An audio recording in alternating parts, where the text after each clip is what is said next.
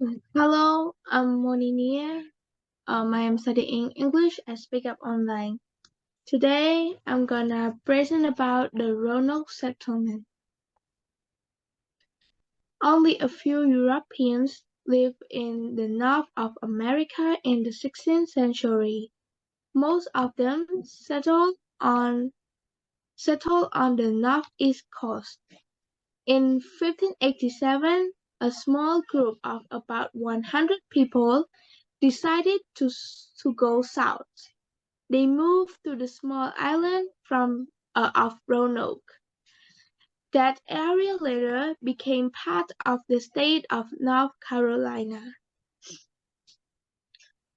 Unfortunately, the Roanoke settlers weren't well prepared. They didn't have enough food for the winter, and they didn't have enough grain for future crops. Their leader, Captain White, decided to sail back to England to get supplies. However, there was a war in Europe, and 3 years passed before he returned to North America. When Captain White came back to Roanoke in 1590, he was eager to see the settlers. He looked out from his ship, but no one was there to meet him. There were no signs of life. The settlement was deserted. No one knows why the Roanoke settlers disappeared.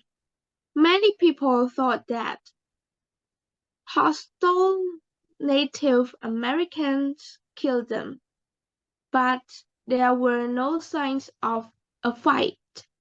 Some thought that the settlers died from hunger or disease, but they couldn't explain the absence of bodies. Many years later, more settlers came to North Carolina. One of them met a Native American group called the Lumbee. They were unusual looking compared to the black-haired, brown-eyed Native Americans in the North. Some Lumbee had blond hair and gray eyes. Then he listened to their speech and almost fell off his horse. They seemed to speak an odd kind of English. He asked where they were from. None of them knew, but they said that their grandparents talked from a book. As he rode back home, he asked himself a question. Did they mean that their grandparents were able to read? Were the Lumbee people the descendants of the Roanoke settlers? Yeah. People are still asking the identical question because there are no written records. We can't be certain. However, there is one interesting fact. Today, some of the Lumbee people have names like Samson, Dare, and Cooper.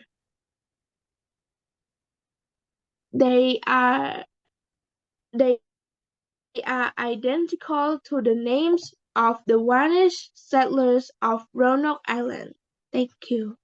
Good job.